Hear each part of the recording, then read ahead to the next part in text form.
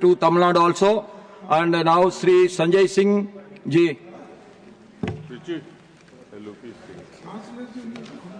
Vande Mataram sir, आपका बहुत बहुत आभार कि आपने वंदे मातरम जैसे महत्वपूर्ण विषय पर मुझे अपनी बात कहने का अवसर दिया। मान्यवर, मैं सोच रहा था कि वंदे मातरम के बारे में उसके 150 वर्ष पूरे होने पर यह चर्चा सरकार के द्वारा क्यों प्रायोजित कराई जा रही है। एक तो यह अच्छी बात है कि देशभक्ति की भावना का विकास सबके अंदर हो, वंदे मातरम के महत्व को सारे देश के लोग समझें, नौजवान समझे, किसान समझे, मजदूर समझे, पढ़ा लिखा समझे, गैर पढ़ा लिखा समझे। यह अच्छी पहल है, लेकिन मैं साथ ही साथ यह भी सोच रहा था तो एक घटना मुझे याद आई मान्यवर। वो घटना थी उत्तर प्रदेश की। हमारे एक ऊर्जा मंत्री हैं माननीय मंत्री जी ए.के. शर्मा जी, उनके सामने व्यापारी लोग पहुंचे। उन्होंने कहा 21 घंटे से लाइट नहीं आ रही, 21 घंटे से लाइट नहीं आ रही, व्यापार बर्बाद हो रहा है, बच्चे रो रहे हैं, हमको गर्मी में बिजली दे दो। मंत्री जी ने कहा जय श्री राम, बजरंगबली की जय, और गाड़ी में बैठ के चले गए। मैं आपके माध्यम से सरकार से पूछना चाहता हूं, क्या भगवान श्री राम ने आपको कहा है कि आप नाकारे और निकम्मे हो जाइए और जनता को अंधेरे में रखिए, बिजली ना दीजिए? यह क्या भगवान श्री राम ने आपको कहा है? यह शिक्षा आपको भगवान श्री राम ने दी है? मान्यवर, मुझे वंदे मातरम आम आदमी पार्टी की रैलियों में, आम आदमी पार्टी की सभाओं में भारत माता की जय और वंदे मातरम जोर जोर से लगाए जाते हैं। किसी दिन लगाने का मन हो तो आ जाना हमारी पार्टी के कार्यक्रम में, आपसे ज्यादा तेजी के साथ वहां पर वंदे मातरम लगाएंगे। सदन में भी लगाना चाहते हो लगाओ। तो आप इन नारों के पीछे, ये नारे देशभक्ति के हैं, ये नारे देश की रक्षा के हैं, ये नारे देश को आजादी दिलाने के लिए हैं। ये नारों के पीछे अपने गुनाहों को छिपाने के लिए नारे नहीं है, मैं कहना चाहता हूं मान्यवर। और आप क्या कर रहे हैं? आप इन नारों के पीछे अपने गुनाहों और अपराध को छिपाना चाहते हैं। वंदे मातरम का मतलब क्या है? वंदे मातरम का मतलब है मातृभूमि की वंदना। मातृभूमि की वंदना। हम मातृभूमि की वंदना करते हैं, तो आप कैसे मातृभूमि की वंदना कर रहे हैं? अरे 1 रुपए में तो एक आम नहीं मिलता। आपने 1 रुपए में अडानी को 1050 एकड़ जमीन और 10 लाख आम और लीची के पेड़ दे दिए। ये मातृभूमि की वंदना, ये आपकी मातृभूमि की वंदना है। आप मातृभूमि को बेचकर मातृभूमि की वंदना कर रहे हैं। ये मातृभूमि की, आज वंदे मातरम पे ही बात करूंगा सर। मातृभूमि की वंदना, मातृभूमि की वंदना हिंदुस्तान के एयरपोर्ट को बेच के नहीं हो सकती। मातृभूमि की वंदना रेल को बेच के नहीं हो सकती, सेल को बेचकर नहीं हो सकती, समुद्री तटों को बेचकर नहीं हो सकती, कोयला और गैस को बेच के नहीं हो सकती, हिंदुस्तान की जमीनों को बेच के नहीं हो सकती। तुम लोग मातृभूमि को बेचने वाले लोग हो, तुम मातृभूमि की वंदना करने वाले लोग नहीं हो। मान्यवर, वंदे मातरम पे ही सुनिए। आज वंदे मातरम के अलावा कुछ बोलूंगा ही नहीं। मातृभूमि की वंदना, इस मातृभूमि की वंदना में जब यहां पे लीडर ऑफ द अपोजिशन बोल रहे थे, मान्यवर, Honorable LOA, I am not yielding sir, I am not yielding sir, sir I am not yielding sir, I am not yielding sir. जब लीडर ऑफ अपोजिशन बोल रहे थे, ऑथेंटिकेट इट प्लीज देन। जब leader, sir I am not yielding, sir I am not yielding. जब यहां पे leader of opposition बोल रहे थे, नो पॉइंट ऑफ ऑर्डर, खड़गे साहब, उनके मुंह से नो पॉइंट ऑफ ऑर्डर, दलित शब्द निकल गया, दलित शब्द निकल गया। पूरी की पूरी भारतीय जनता पार्टी हाउस में खड़े होकर विरोध करने लगी। दलितों से इतना चिढ़ है आपको? क्या दलित भारत माता के बच्चे नहीं? क्या पिछड़े भारत माता के बच्चे नहीं? क्या आदिवासी भारत माता के बच्चे नहीं? अगर दलितों, पिछड़ों, आदिवासियों की बात होगी तो आप विरोध करोगे? I'll have to give it to LOH. आप विरोध I'll have to करोगे? give it to LOH. You are not on the topic. LOH. Just yield a minute. LOH. Sir दो बातें हैं। Please. LOH is on its legs. LOH is on its legs. Sir दो बातें हैं।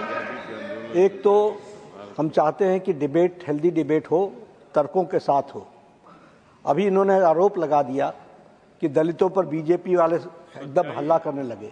On record है, मैंने कहा है दलित के विषय में कि ये हमारे पूज्य हैं, हमारे भाई हैं, ये ऑन रिकॉर्ड है। इस तरीके के स्वीपिंग स्टेटमेंट्स न दें और इस हाउस के माध्यम से देश को गुमराह न करें, नंबर 1। नंबर 2, आपने कहा ये बेच दिया, ये बेच दिया, ये बेच दिया।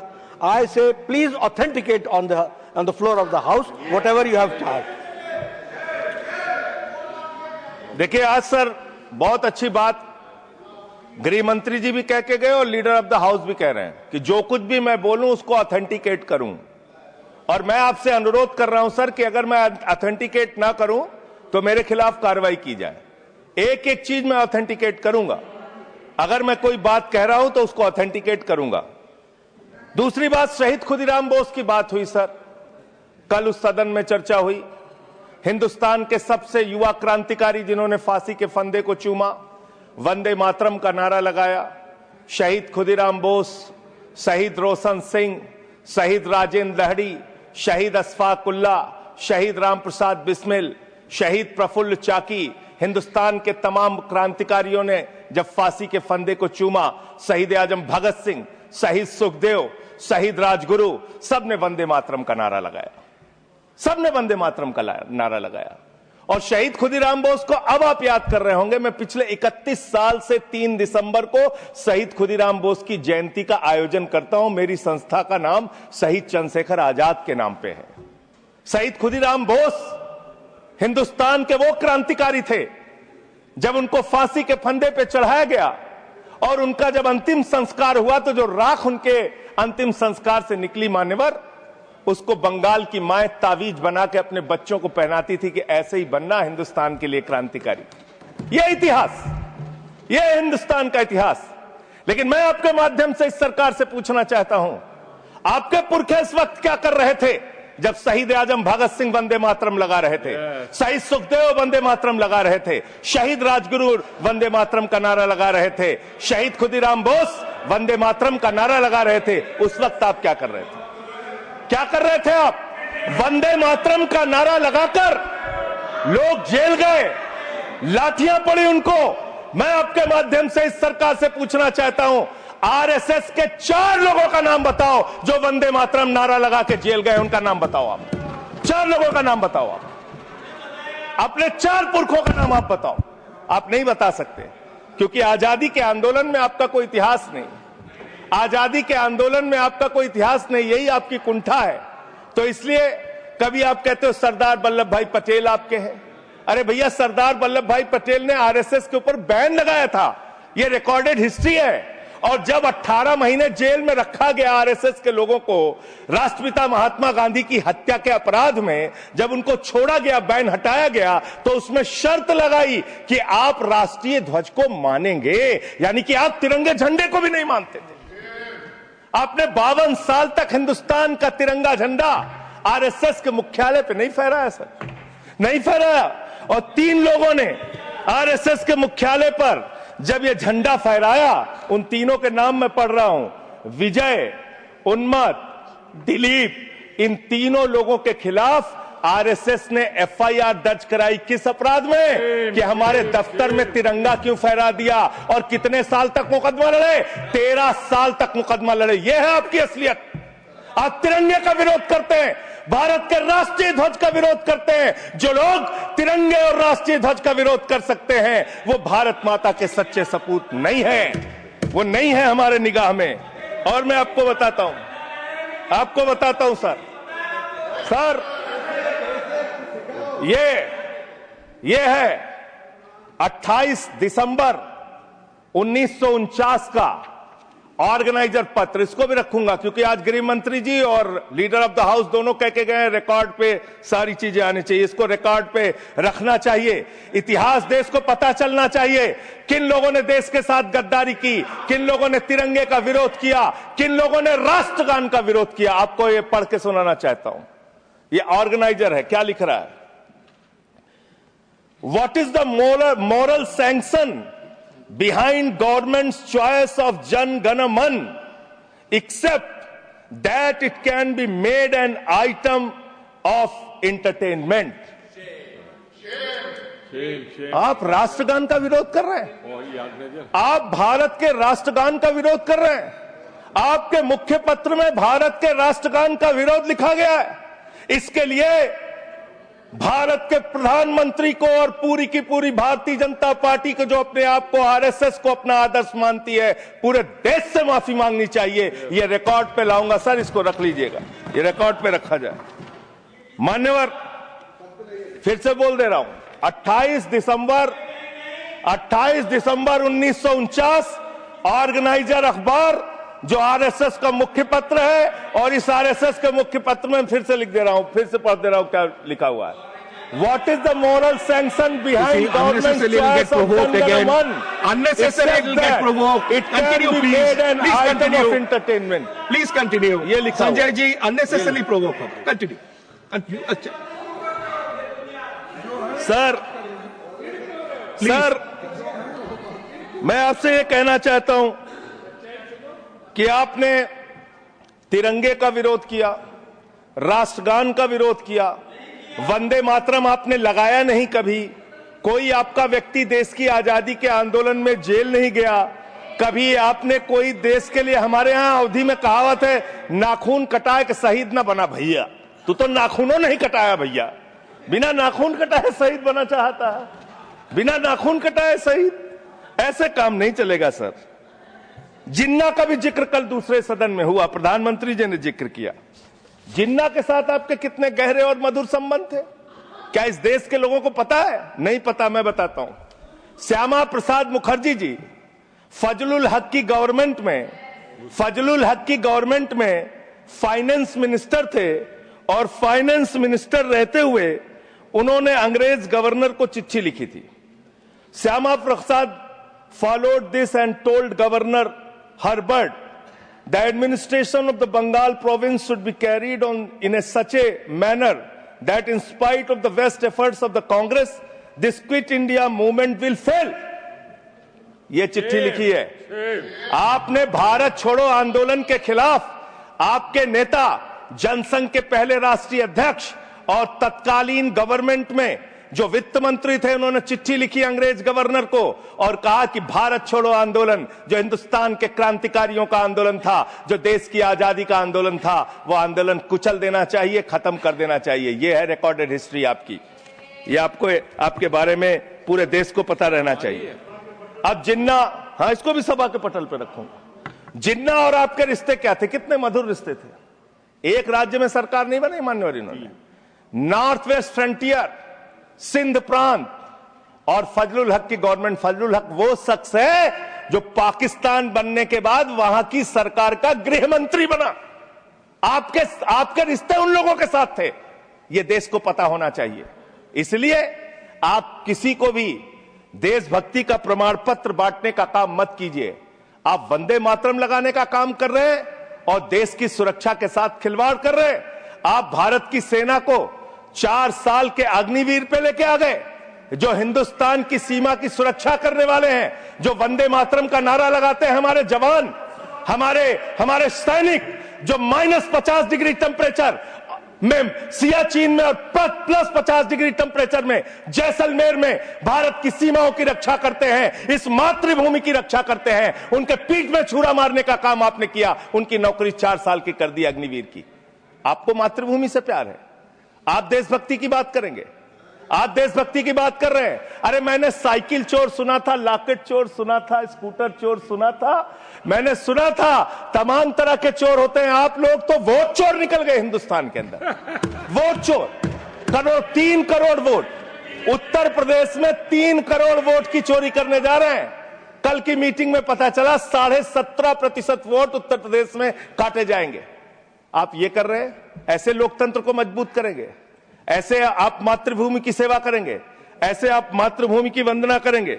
मान्यवर, मैं आप लोगों से सिर्फ इतना कहना चाहता हूं मान्यवर आपके माध्यम से कि हमने फिल्मों में सीन देखी है, डाकू लोग आते हैं जय भवानी जय भवानी जय भवानी कह के और वो गांव का गांव लूट के चले जाते हैं। जय भवानी कह के गांव का गांव लूट के चले जाते हैं। हम इस देश के अंदर किसी भी सरकार को वंदे मातरम और भारत माता की जय लगाकर देश को लूटने की इजाजत नहीं देंगे। वंदे मातरम लगाएंगे, भारत माता की जय लगाएंगे, जय हिंद भी कहेंगे, राष्ट्रगान भी कहेंगे, वंदे मातरम भी गाएंगे, लेकिन देश के साथ गद्दारी और धोखेबाजी नहीं करने देंगे। आपको नहीं करने देंगे। ये देशभक्ति के नारे हैं, ये देशभक्ति के नारे हैं। आप बेरोजगारी पे बात नहीं करना चाहते, महंगाई पे बात नहीं करना चाहते, दलितों का मंदिर में प्रवेश वर्जित है, कहीं उनको रोका जा रहा है, उस पर बात नहीं करना चाहते, पिछड़ों का शोषण हो रहा है, उस पर बात नहीं करना चाहते। आपने मातृभूमि की सेवा यह की है कि आज हिंदुस्तान के ऊपर 200 लाख करोड़ रुपए का कर्जा है, 200 लाख करोड़ रुपए का कर्जा। आपने हिंदुस्तान को आज इस स्तर पे पहुंचाने का काम किया है। और दूसरी बात मैं पूछना चाहता हूं आपके माध्यम से मान्यवर, इस देश में मजदूर भी हैं, किसान भी हैं, आदिवासी भी है, दलित भी है, पिछड़े भी है, सवर्ण भी है, सब में अनपढ़ है, सब में भारी संख्या है जो पढ़े लिखे नहीं है, जिनको संस्कृत का ज्ञान नहीं है, जो नहीं पढ़ सकते वंदे मातरम। तो आप उनको कह रहे हैं कि वो देशभक्त नहीं है। मैं आपके माध्यम से कहना चाहता हूं, वो देश को लूटने वाले अडानी जैसे पूंजीपतियों से ज्यादा बड़े देशभक्त हैं, जो अपने बच्चों के लिए श्रम करते हैं, मजदूरी करते हैं, कुली का काम करते हैं और अपने बच्चों का पेट भी पालते हैं, देश की भी सेवा करते हैं। वो आपसे ज्यादा देशभक्त हैं। उनकी देशभक्ति को आप इससे चेक करने का काम मत कीजिए, इससे पैसे उससे परीक्षा करने का काम मत कीजिए। मान्यवर, मैं अंत में एक और बयान आया, उसका जिक्र करके अपनी बात को खत्म करूंगा। अभी SIR की प्रक्रिया के तहत उत्तर प्रदेश के मुख्यमंत्री ने कहा कि डिटेंशन सेंटर बनाए जाएंगे। 80 लाख लोगों के वोट आपने बिहार में काट दिए, वहां कितने घुसपैठिए मिले आपको? अरे भाई, ये भी मातृभूमि की बात हो रही है। आप लोग चाहते हैं बांग्लादेशी यहां पे आ जाएं, मातृभूमि की सुरक्षा को खतरा हो जाए? आपको तो चिंता वही है ना, वही तो बात कर रहा हूं। कितने बांग्लादेशी घुसपैठिया मिले? कितने बांग्लादेशी घुसपैठिया मिले? कितने बांग्लादेशी घुसपैठिया मिले? मात्र 315, जिसमें नेपाल के बाकी लोग सिर्फ 78 मुसलमान मिले। वहां 80 लाख लोगों के आपने वोट काट दिए। अब आप कह रहे हैं उनको डिटेंशन सेंटर में रखेंगे, उनको डिटेंशन सेंटर में आप रखेंगे जो हिंदू हैं, जिनके जो पूर्व IAS हैं। आप इस देश का सिर्फ माहौल बिगाड़ना चाहते हैं।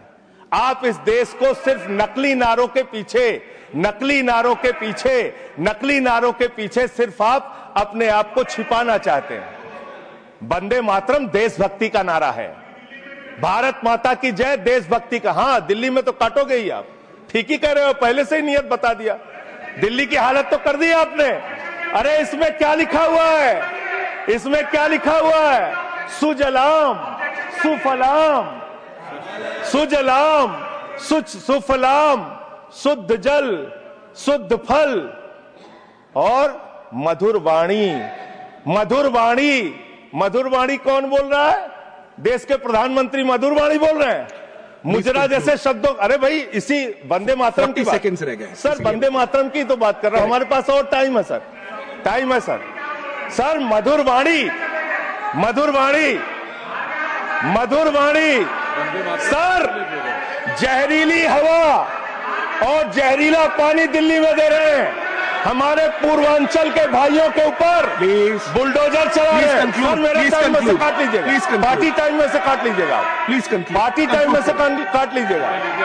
सर, हमारी पार्टी का टाइम 24 मिनट है। प्लीज 1 सेकंड दिल्ली संजय को- संजय जी 1 दिल्ली सेकंड को आपने- 1 सेकंड ऑनरेबल अभी 10 मेंबर्स महीने- ऑनरेबल अरे बैठ जाओ, मेंबर्स 1 बच्चों सेकंड शांत हो जाओ। माननीय संजय जी बच्चों माननीय शांत- संजय जी माननीय संजय बच्चों जी शांत। कंक्लूड करिए आपका सर, समय खत्म अरे हो रहा मैं है सर, 24 मिनट मेरा टाइम है। प्लीज मैं अपने माननीय time- Neeraj ji please he is concluding please conclude 10 second sir please conclude आपका समय समाप्त हो गया सर मेरी पार्टी का समय 24 मिनट है। ठीक है। मेरी पार्टी का समय 24 मिनट है। और कोई स्पीकर नहीं है आपके? स्पीकर एक और है, उनमें से आप काट लीजिएगा समय। मैं कह रहा हूं Conclude करिए, ना, conclude। हाँ ये हमारा अधिकार है, पार्टी का अधिकार है। तो मान्यवर 10 महीने में आपने दिल्ली की वो हालत कर दी, जहरीली हवा यहां पर आने लगी। दिल्ली को आपने दुनिया का सबसे प्रदूषित शहर बना दिया।